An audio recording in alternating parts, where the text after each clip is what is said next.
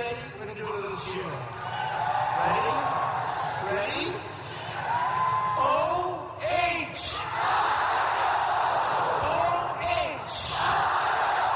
O-H!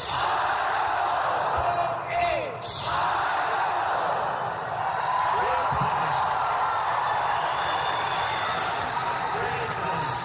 They were right. You know, I worked in Cincinnati, Ohio for a long time and had a great expression. We like that, but it's still pop, you know.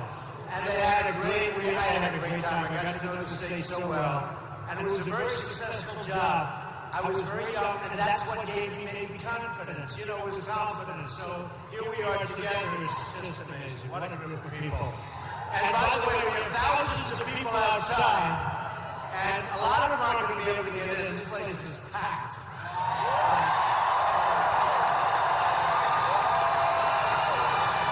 That's not. So should we let them stay outside, or should we try and open it up even further? We can.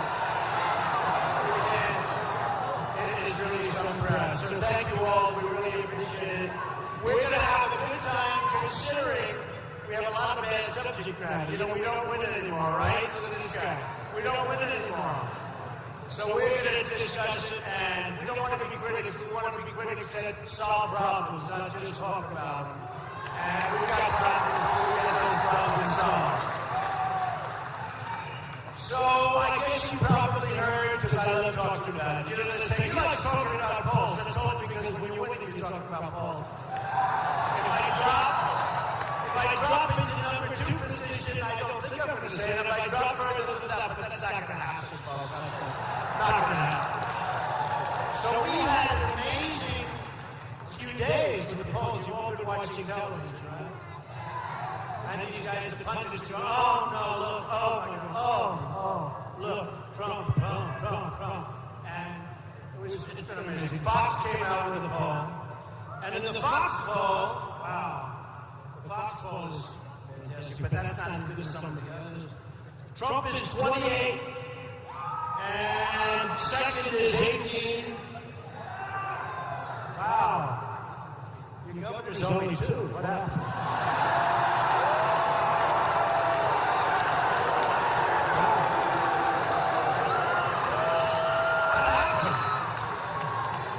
So, in the ABC Washington Post polls, this one, Trump is 32%. Now, remember, when you say 32, that's 32%, and we have, like, what is it left? 15. They're going out one by one. I love it. But one by one. So I'm 32. K6 is, check this. 3. I heard he was dropping out. Somehow, you know, when you're the governor of a state, you gotta run in the state. In CBS, South Carolina, Trump 35, one of the really important states. Kasich is 2. That's not good. We gotta work on that. So I'm winning in Iowa. I have to say we're winning because we're winning together, guys.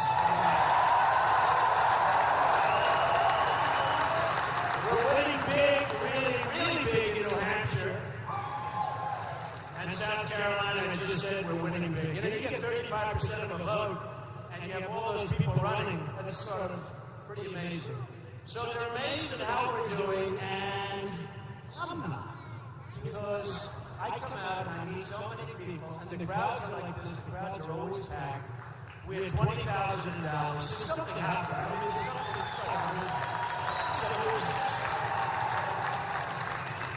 there's some really amazing things and some really good things happening. But in Dallas, we had 20,000 people. In Mobile, Alabama, we had 35,000 people. In Oklahoma, a few weeks ago, we had 20,000 people. In Iowa, we have the biggest crowds by far, thousands. In New Hampshire, thousands. Virginia, we have thousands, 10,000. Now, they never reported it properly. Look at all those cameras back there. Look at it. Look. Unbelievable. 20,000 people. In Mobile, Alabama, we had 35,000 people. In Oklahoma, a few weeks ago, we had 20,000 people. In Iowa, we have the biggest crowds by far, thousands. In New Hampshire, thousands. Virginia, we have thousands, 10,000. Now, they never reported problems. Look at all those cameras back there. Do you believe this? Look at it. Look. Unbelievable. Unbelievable. Look at those cameras, and they'll never show the crowd. You won't become stars tonight, but you're going to become stars when we turn around the country.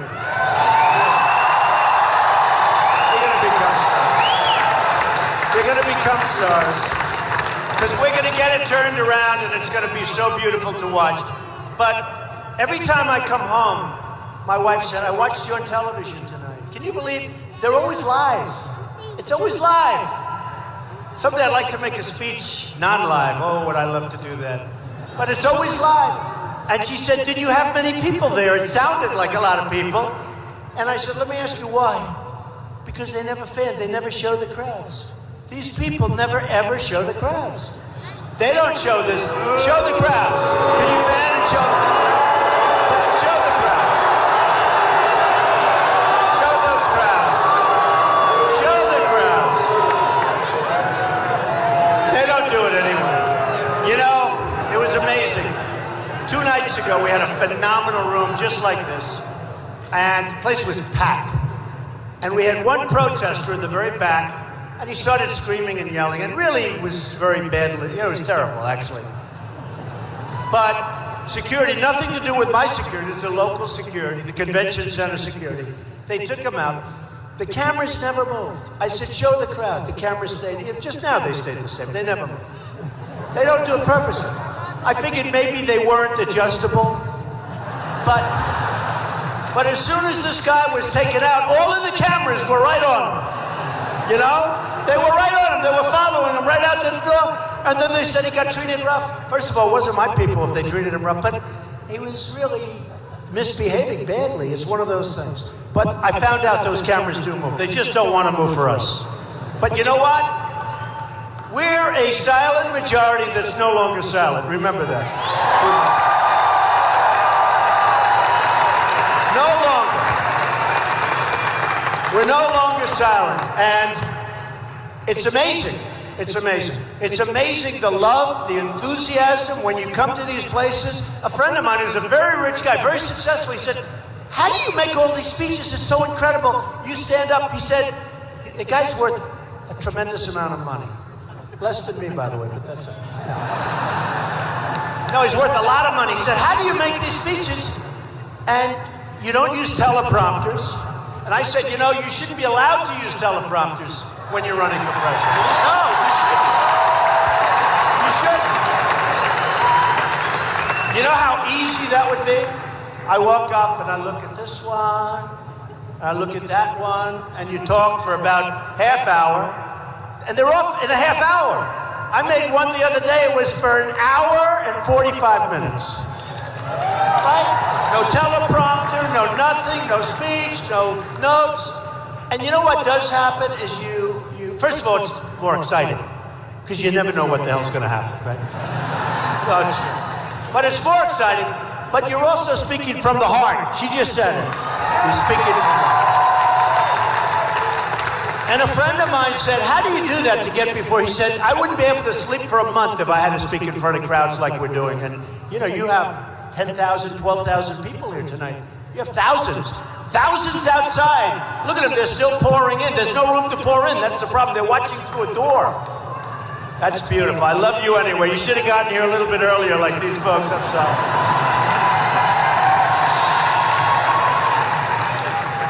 I mean, how do you say we want to get a bigger room? This is a big room, right? You have to say, gee, we need larger than... You're right. You're right. But so many things have happened. And I said to him, honestly, when you get up to speak in front of these crowds, and I really mean this, there's such love in the room. It's like easy. It's not hard to do. It's easy. We're all in the same boat. We're all in the same boat. It's not hard to do. So the nice thing about doing it also is when you have to have speechwriters, you know, all these guys have pollsters. They spend a fortune for pollsters. Some spend millions. They give these pollsters all this money. And I always say, if the pollsters were so good, why aren't they running, right? They're not good. And some are good. I know a lot of them. They're nice people. They write, and the guy says exactly what. It's just exactly what they say. But they can't think without the pollsters. And I said, you know, it just seems like pollsters, that's not so bad. But they pay $100,000 a month. One guy I heard $250,000 a month. So what happens is the pollsters are very tough people, because they have to prove their domination over our candidate. I don't want a candidate that can be dominated by a pollster. Do we agree? Right? Right? I don't want it. But they have to show that. So what happens is they're always afraid, including Hillary. She's petrified because she doesn't want to hurt her pollster. And Jeb is afraid to speak. Remember when he says low energy, huh? There are certain terms that define people. They just get defined. But it is true. You know, every 3 days another poll comes out. Paid for by those guys. Millions. They spend millions. I read all about myself. He got this, he got that, but they don't like this, but they love this. But they do say they love him on the economy by far. They love him on leadership by far. They love him on terrorism. All those things. They love him.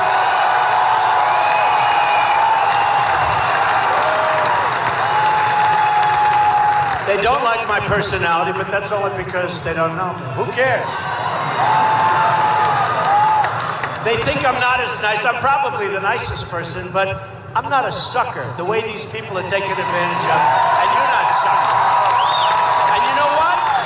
We're tired of being run by stupid people. That's what the whole thing is about. We're tired of it. So,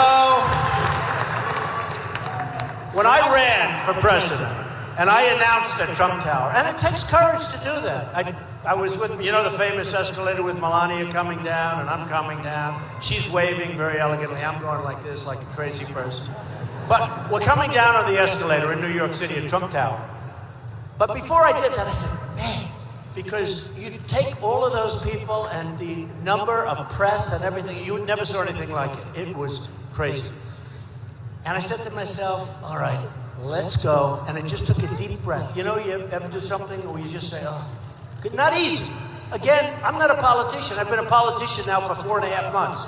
I'm not a politician. Thank goodness. All talk, no action.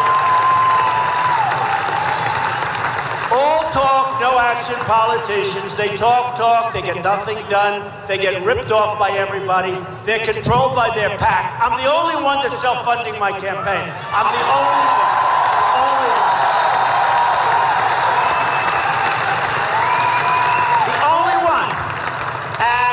I feel like sort of foolish because my whole thing was take money, grab it. I'm a business guy, grab money. I've always been so good at that. Grab it. When things get bad, I hit the banks. I say it was your fault that I get a huge discount. Grab that money.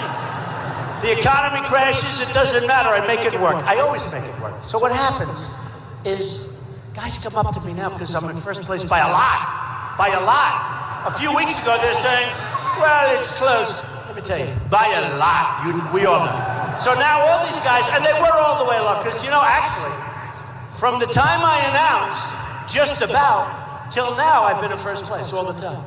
And one other thing, and this is why I love the people that I'm with, and why it's easy to do this. The one thing that comes out, may be greater than anything else, is that my supporters, they're your supporters, they're all of them. We're all together, okay? I'm just here. But my supporters are the most loyal supporters by far of any candidate by far. It's true.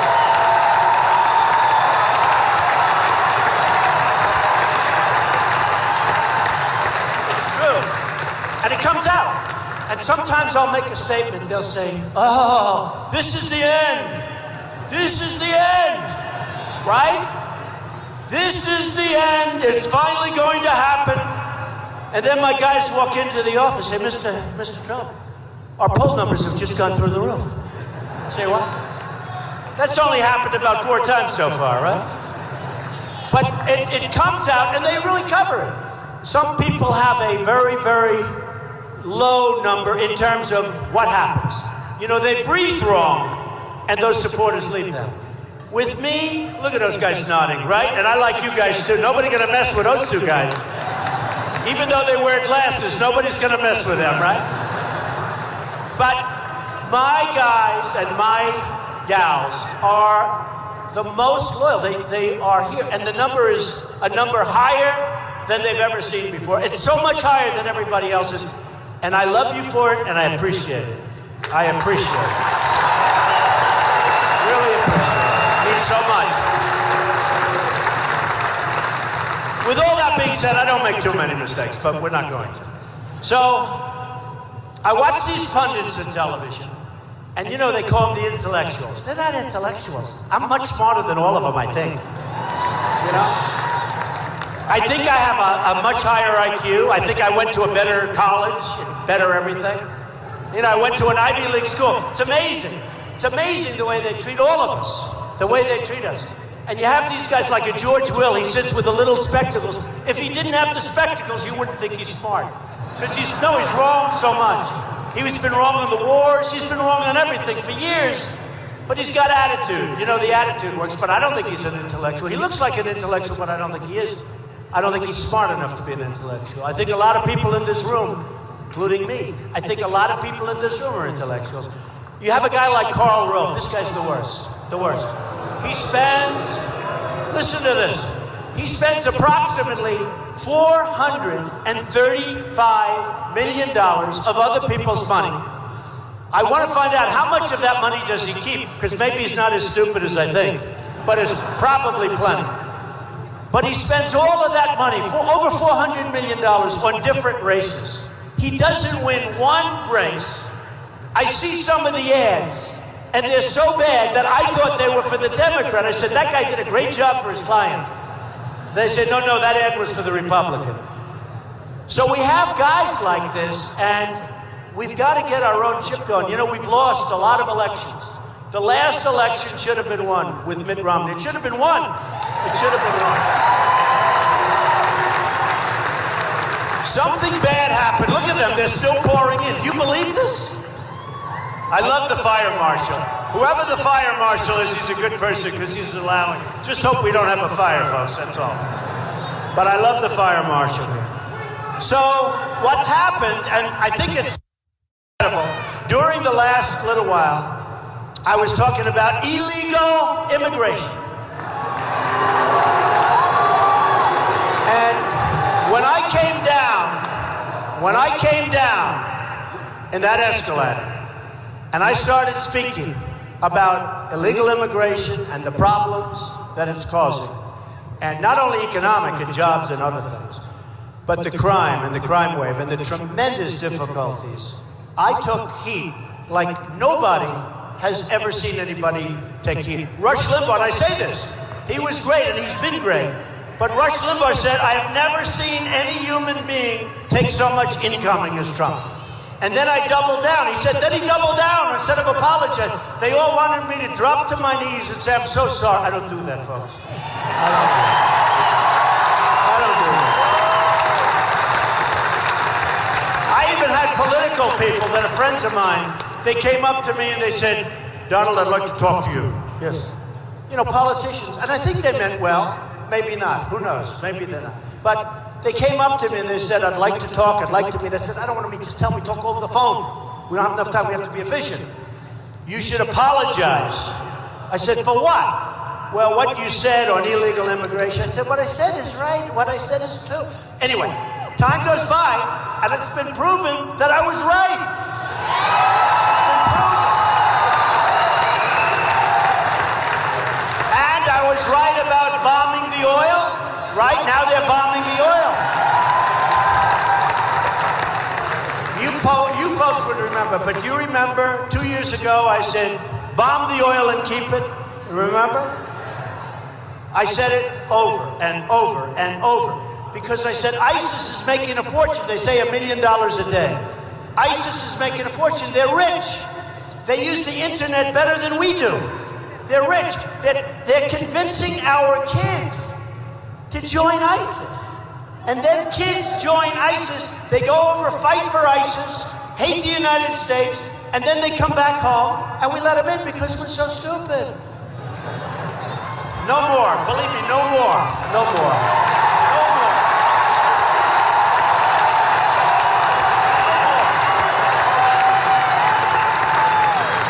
It's so sad. It's so sad. They leave the country, they fight for ISIS, and we let them back.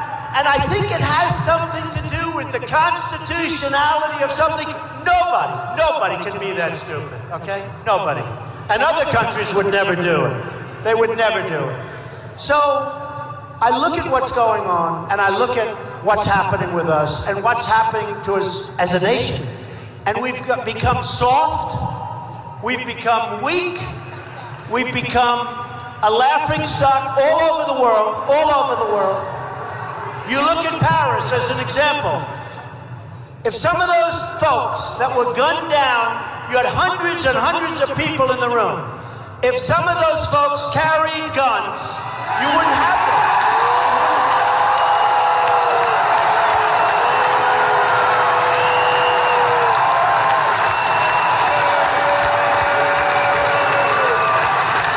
You wouldn't have them. I mean, these animals, these savages, and by the way, they're calling them all sorts of great names, the leaders, right? What's the name they use more than any other? They're calling them all sorts of names, all these beautiful, incredible names. The word I hear more than any other name is mastermind, the mastermind. I called him the guy with the dirty, filthy hat, who's a semi-thug. He's nothing. But I watch the news. And I see, and actually he treats me nicely, so I'm not going to say anything badly. One of the few anchors actually treats me. But he's talking, the mastermind is being hunted right now. They're trying to figure it out. You know, he's a brilliant young man. Brilliant. He dropped a couple of kids into a room, and they started shooting people indiscriminately. There's nothing brilliant. Nothing brilliant. Then they ultimately, hopefully blew him up. I think they think it's him. But the man, because they can't even tell. I mean, this is serious. This is a serious way. And by the way, they don't want to die. They don't want to die. You know, they don't want to die. Believe me, you hear all the stories, they want to die. They don't want to die. We got to knock the crap out of them, folks. I'll tell you. We got to go after them. And I was against, I have to tell you.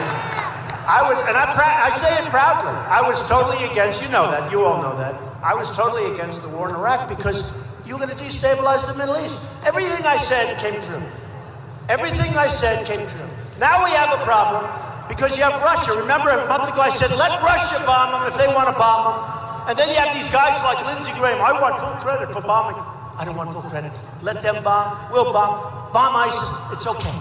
The problem is Russia's with Assad, right? Head of Syria. Can you believe I'm talking about Iran is now, because we gave them so much money, they're now involved. Okay. But they're going to go after ISIS. They don't want them. Russia just lost an airliner over ISIS, okay? And ISIS was bragging that they knocked down Russia. I think that was a big mistake. Because one thing with Putin, he's really hitting them hard, okay? But I said a month ago, 2 months ago, when it wasn't fashionable, if Russia wants to bomb them, let them bomb them. And they all said, well, they're not going after ISIS. I said, they will. And then a plane gets blown up that's a Russian plane, and now they're really going. And that's fine. We've spent trillions and trillions of dollars in Afghanistan, in Iraq. We have nothing. We have nothing.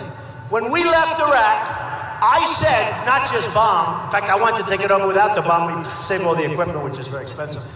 I said, take the oil.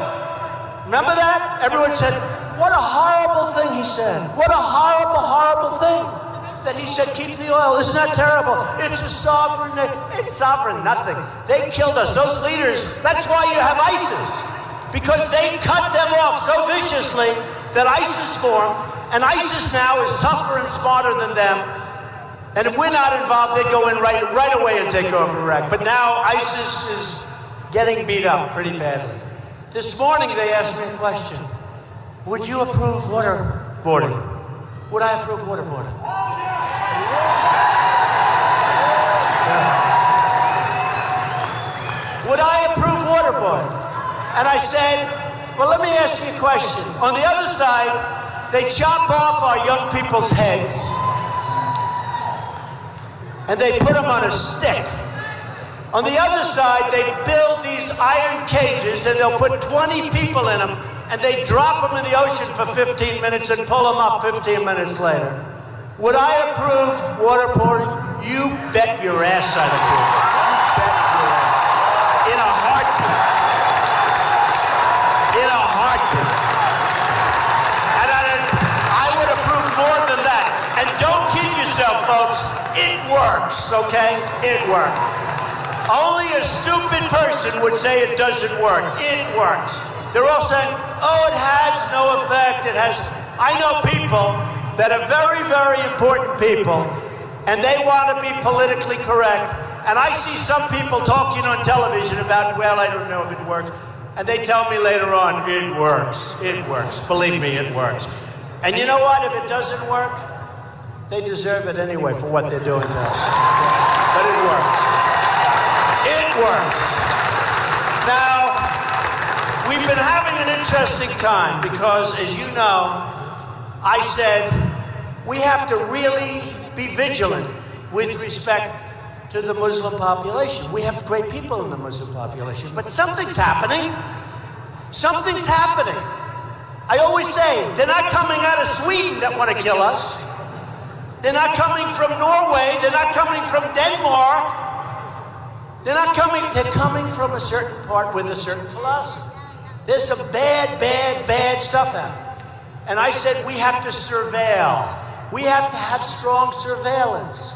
We have to create lists for the Syrian refugees coming in. We have to create lists. We have to create lists. We have the refugees coming in, and we have to create lists.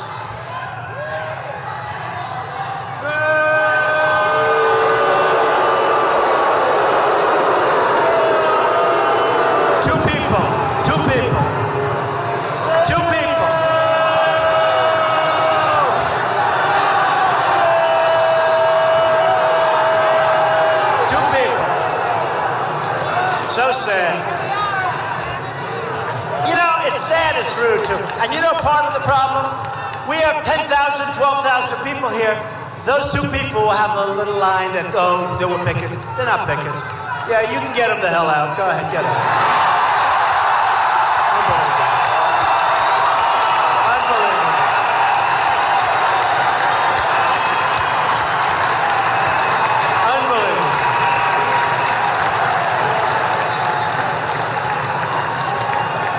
So,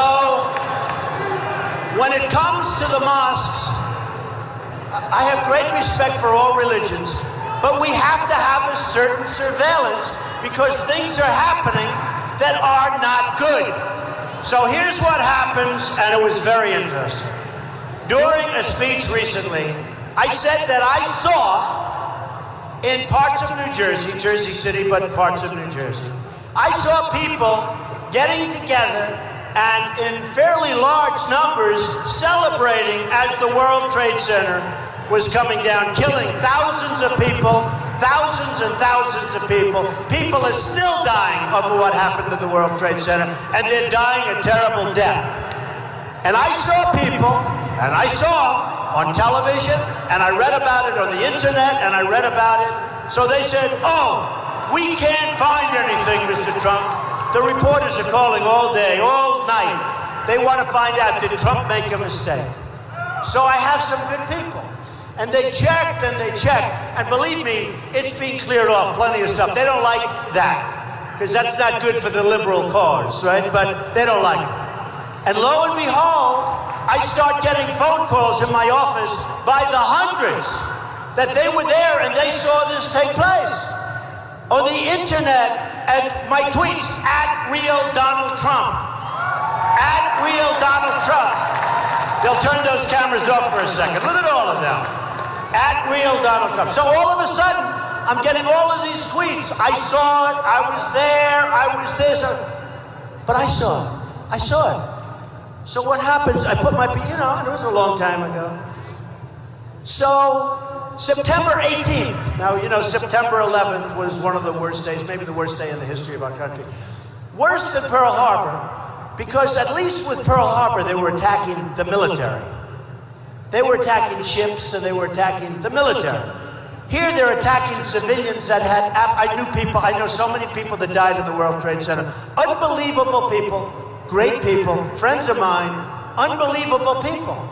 They died in the World Trade Center. This wasn't real. They didn't have weapons. They didn't have anything. They were horribly, and that was a horrible death. I watched people jumping off the building.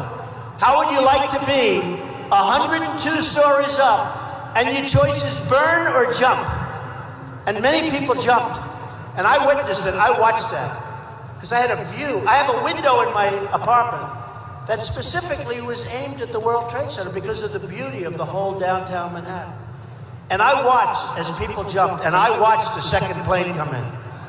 And I was watching television when the first plane hit.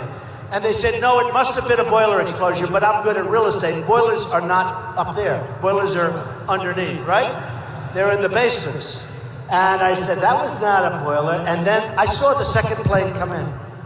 And I said, wow, that's unbelievable.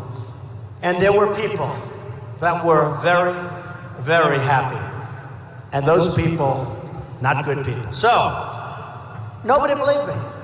Some people believed me. By the way, thousands of people believed me because they saw it. But the media was going crazy. They were having a field day. And one of my people came in, Mr. Trump, I have a story in the Washington Post. Washington Post? Washington Post. How good is that, right? That's good. Because they do us no favors. They do us no, they're one of many, but they do us, and I have to tell you, and I say it a lot, among the most dishonest people I've ever dealt with are the media. The media. Among dishonest. Believe me. Among the most dishonest. Unbelievable. The level of dishonesty is unbelievable. Not everybody. I've met some incredible people. Those people right there with all the cameras going. And some are very good. And, you know, in all fairness, I've dealt with some very fair people. I've dealt with some really treacherous, horrible human beings that will quote you totally wrong things that you never even said. I said, I never said that. But they're very dishonest people. So one of my people comes in. This is a story from the Washington Post on September 18th, a week later, 2001. In Jersey City, within hours of two jetliners plowing into the World Trade Center, law enforcement authorities detained and questioned a number of people who were allegedly seen celebrating the attacks and holding tailgate style. Tailgate, you know what that means? Tailgate. That means football games, Ohio State, thousands of people in parking lots, on roofs. Tailgate is a lot of people. Tailgate's not two people. And holding tailgate-style parties on rooftops while they watched the devastation on the other side of the river. Okay? Washington Post. Washington Post. So they've come in, and we've received hundreds of phone calls in my office because it's become sort of a big subject. And they want to try and deny it. But you can't deny it. Many people in this room heard about it, probably saw it. And, you know, the sad part is, we're all sort of on the same side. Whether you're liberal or conservative or Democrat or Republican, we're sort of on the same. We want our country to be great again. That's what the whole thing is, right?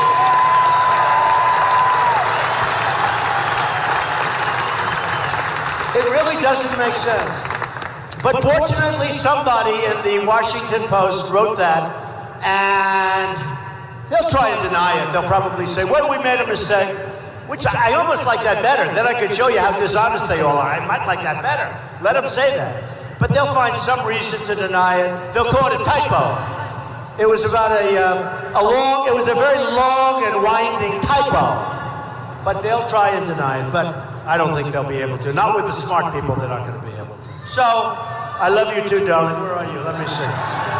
Beautiful. Thank you, honey. So nice. So, we are going to start winning big league. We are going to win on trade. We are going to win on Obamacare, which will be terminated and replaced quickly.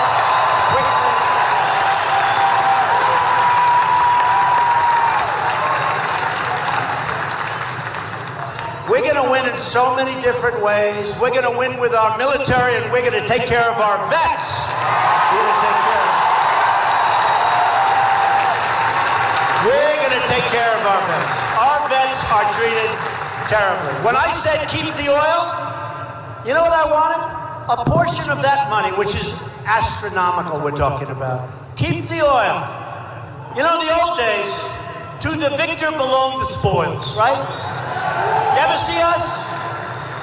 We go and louse up a whole deal, and we leave, we get nothing. We never keep anything. Because it's not politically correct to keep the spoils. It's not politically correct to keep the oil. But it is politically correct to keep the oil and give a lot of the profits from that oil to the soldiers and the families of those soldiers who died and were so badly wounded. So badly wounded. The wounded warriors and the vets, let me tell you, the wounded warriors, they have more guts than all of us. I see them and I see their spirit. And you know what? They don't even get well taken care of what they gave up. They gave up their legs, their arms. They gave up more than that. And we treat them terribly. And I said, keep the oil and let's give a hell of a lot of it to those wounded warriors, to those vets, and to the families of the people that lost people. That lost their loved ones. And they say, oh, that's not nice. Just not nice. So we started bombing 2 days ago. We started bombing the same oil that I've been talking about for 2.5 years. And we started bombing. We are just it's so horrible. Gitmo. Obama releases 5 prisoners the day of the attack. Right? In Paris. 5. They're going back to the UAE, which means, you know, they're going to be taken care of for a couple of days, then they're going to be right back on the battlefield. Sergeant Bergdahl, the worst. He's a traitor. He's a dirty, rotten traitor. And I always say, we get Bergdahl, a horrible traitor who deserted. In the old days, you get shot. We get Bergdahl, and this is the way we negotiate. They get 5 of the greatest killers that they know. They've been after them for 9 years. So they get these 5 guys that are now back on the battlefield trying to kill everybody, including all of us. We just don't have a clue. We make the Iran deal. We give them $150 billion. They're allowed to self-inspect in many cases. Where they don't self-inspect, they've got 24 days before we can come in. But before the clock starts ticking, it has to go through a whole procedure. So that could be 6 months. Who knows how long it's going to be? And we don't even get our prisoners back. We get nothing. We get nothing. We have people that should be ashamed of themselves. Ashamed of themselves.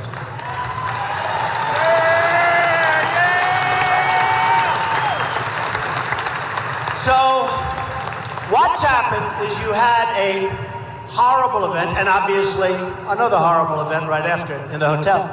You had a horrible event that took place in Paris. You had an event where people were gunned down like sitting ducks. Come over, boom, come over, boom. Like sitting ducks, they were helpless. They couldn't do a thing. Amazing, amazing people. I watched on television. I couldn't take my eyes off it as their friends were describing what incredible people she was and he was and all of the people that died so violently. They couldn't defend themselves. No way they could defend themselves. So what happens is we look at that, and I've been working very hard on the borders. I'm the only one, by the way, believe me. I know all the guys. I've been working on the borders. And all of a sudden, the borders, because we will build a wall, believe me. We'll build a wall. We'll build a wall. Build a wall. Build a wall.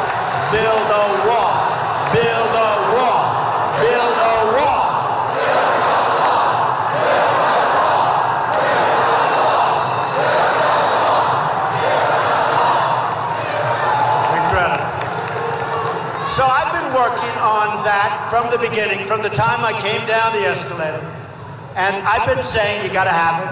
So easy to do. I don't know if you know it. 12 years ago, they wanted to build. Now they'll go back and say, I don't see that. Well, 12 years ago, and a long time ago, and for a long time, many people wanted to build a wall. Do you know one of the reasons we didn't build it? Environmental income. I'll tell you what. Environmental statements, because of something, maybe a snake, maybe a toad, maybe a rabbit. I'm telling you, it was a huge obstacle. And then ultimately, they have people that don't know how to build, so it came in very expensively. But what's expense? What's expense? I will build the greatest wall you've ever seen. It will be a beautiful wall. It will be a big wall. It will be a wall that is impenetrable.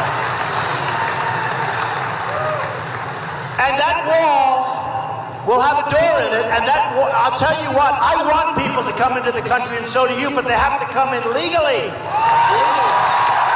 Legally. And we have a lot of people in this country right now, illegal immigrants that came in and they're members of gangs in Los Angeles and Chicago. Nobody wants to talk about it. They're members of, you know, Kate in San Francisco. Beautiful Kate shot in the back by a guy that's been here at least 5 or 6 times, probably pushed over because other countries are too smart. They don't want him. So they say, give him to the dumb American politicians, they'll take him. And whether he does something wrong or not, he'll be in their jails for 40 years. They'll take care of him. So we're going to get the bad ones out even before I start building the wall. We got some real bad dudes. We got some bad ones. They're going to be out so fast. They're going to be out so fast. You go into Los Angeles and you ask the people in Los Angeles what's going on with the gangs. And the worst gangs, the worst are here illegally. And they're going to be gone. And you know what? Our police do a phenomenal job. And they know who they are. They know who they are. But we've taken the power away. We've taken the power away from law enforcement. And these are people that are afraid to act now because they don't want to lose their job. They don't want to lose their pension. And yeah, you're always going to have a bad apple. That happens no matter what business you're in. You're going to have bad apples. And things are going to happen that are bad. And I've seen it, you've seen it, we've all seen it. It like disgusts us. But they do a phenomenal job overall. And we need protection. We need these people. They're incredible people.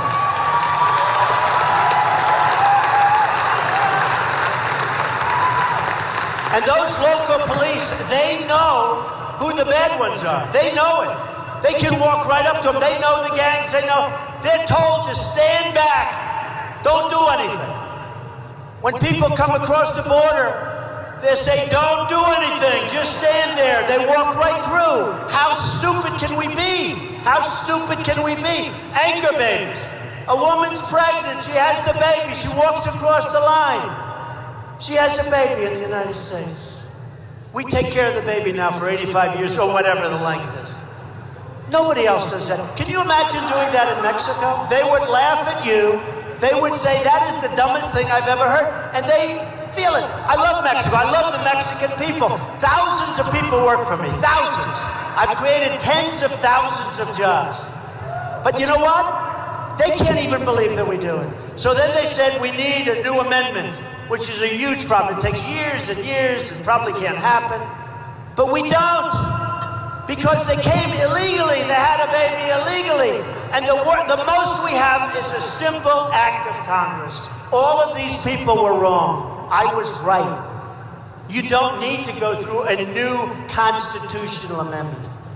But why should we? And you're talking about hundreds and hundreds of thousands of people. And by the way, they come in from all over. They come through Mexico, but they come in from Asia.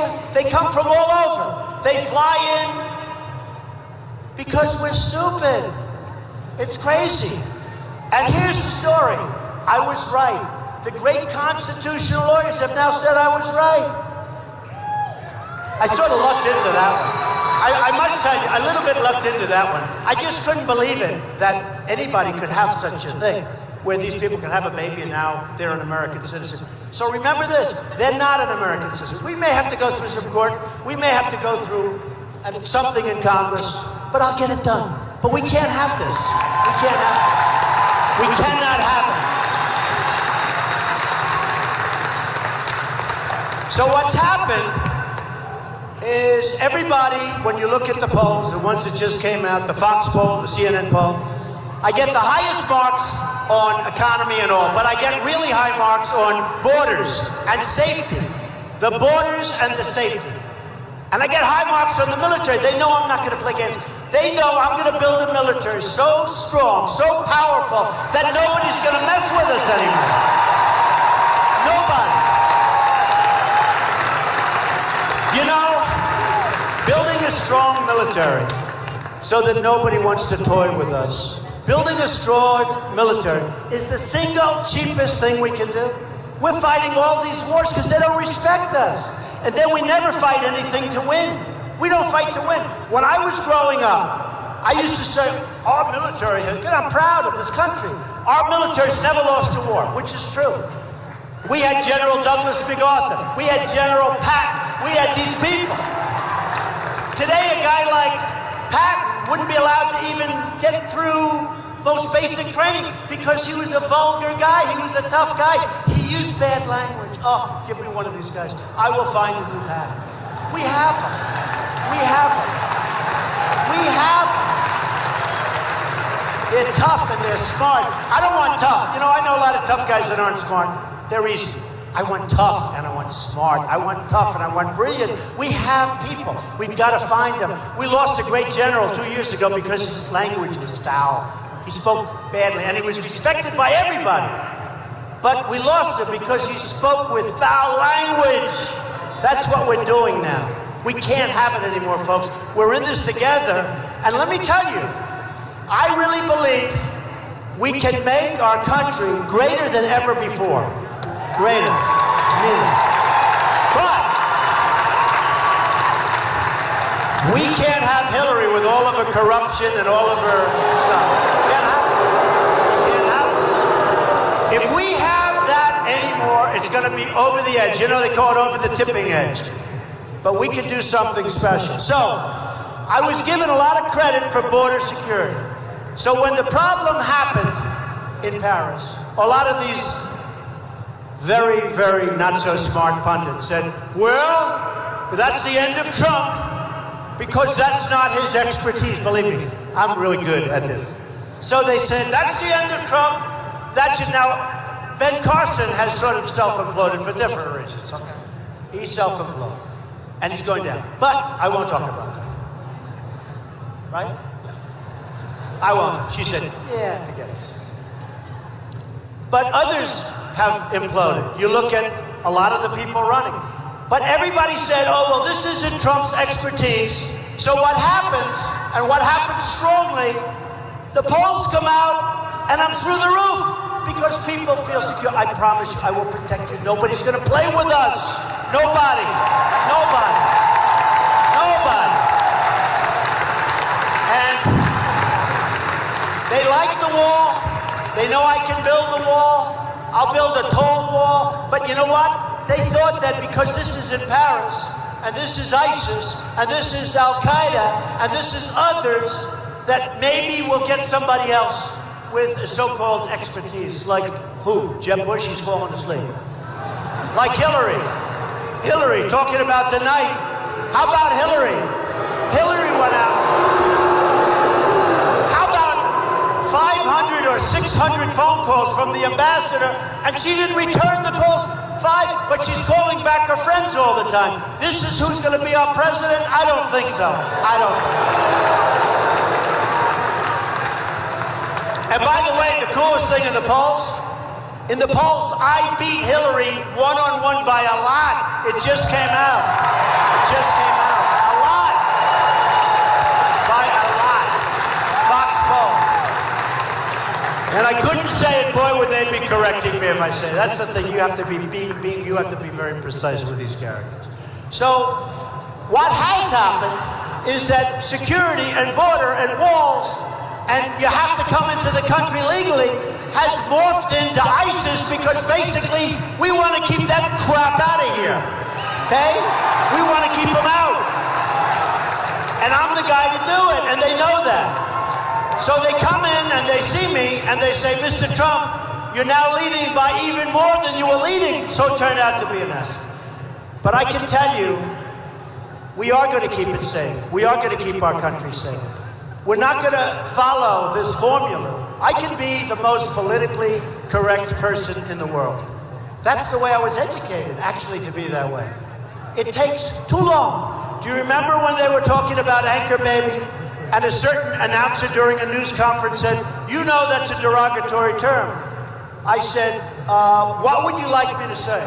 Well, the child of a illegal immigrant who came into, undocumented immigrant, who came into the country at a certain time. I said, wait a minute. No, can't say that. Can't say that. Too long. It's too long. Too long. Anchor Baby, right? Anchor.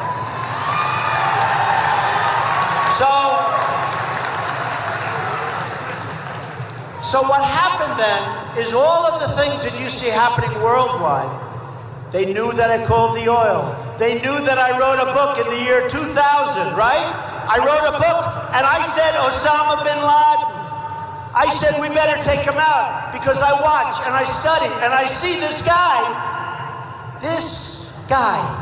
was saying horrible things about our country and how he's going to come in and do big, big damage and big destruction to our country. And I said in my book, you better take him out. He's going to crawl under a rock. That was before the World Trade Center came down.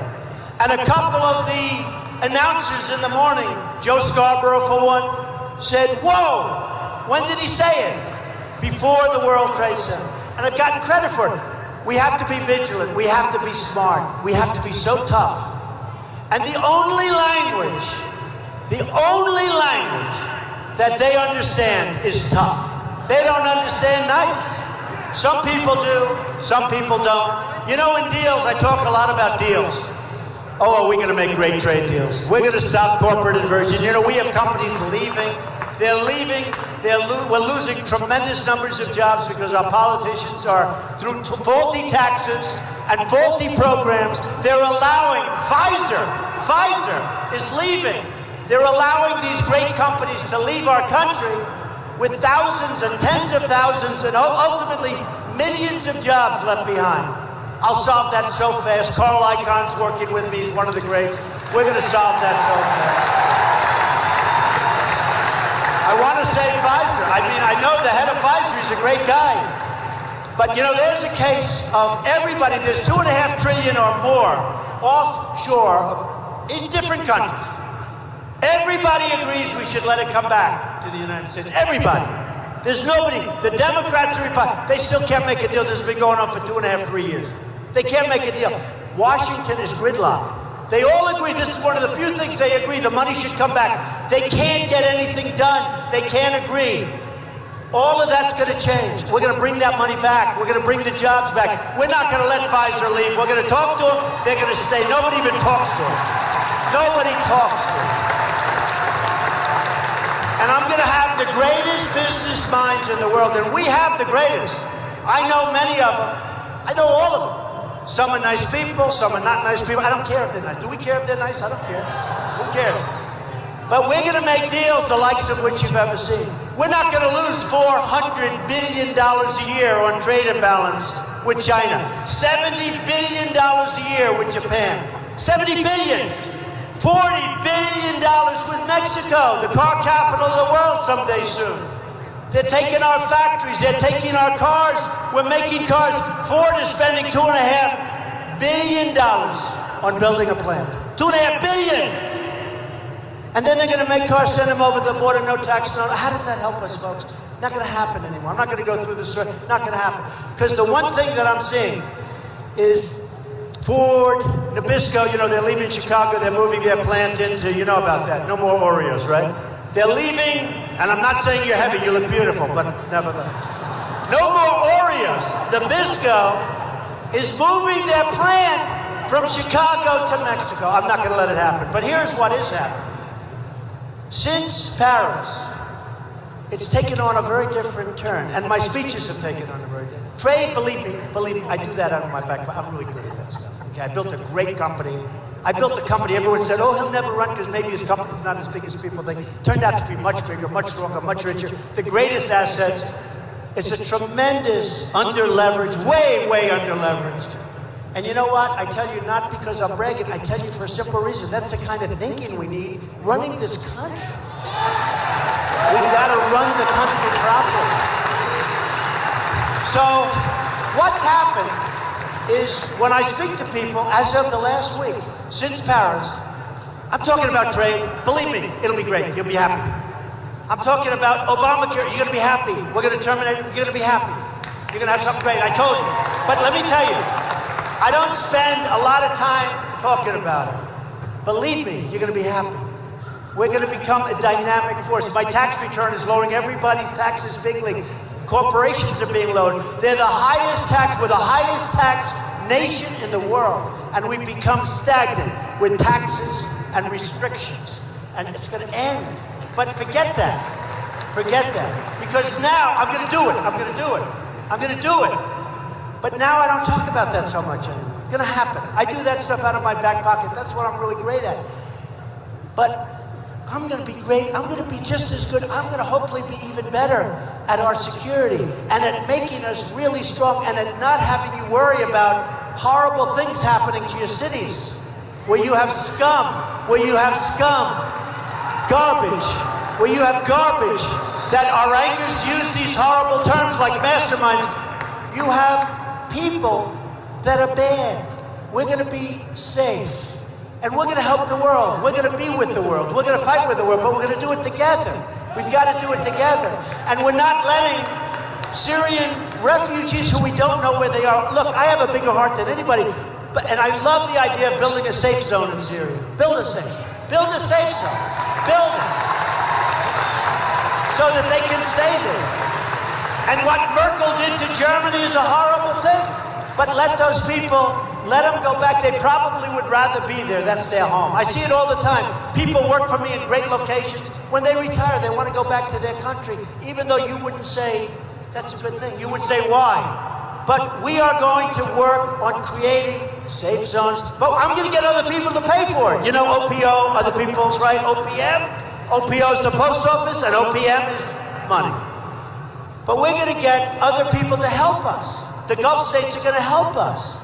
And Germany, and all of these countries that we protect. We protect Japan. We protect South Korea. We protect Germany. Do you know that if we get attacked, Japan doesn't have to help us at all? If they get attacked, we have to send the full force of our armed forces over to protect Japan. Who makes these deals? Who makes deals like that? So it's all morphed into one big, beautiful package. And the package is called you, but maybe it's in the form of me. The beautiful package that we're going to do.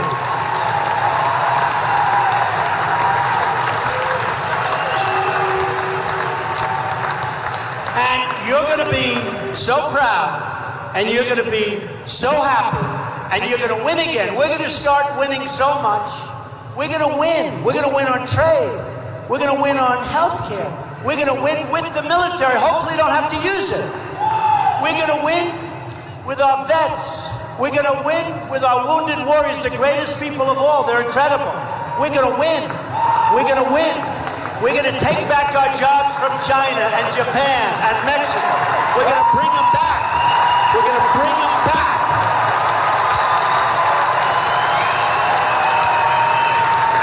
And remember this, and it starts off tough. It starts off tough, but it ends correctly. The American dream is dead, but we're going to make it bigger and better and stronger than ever before. Ever before.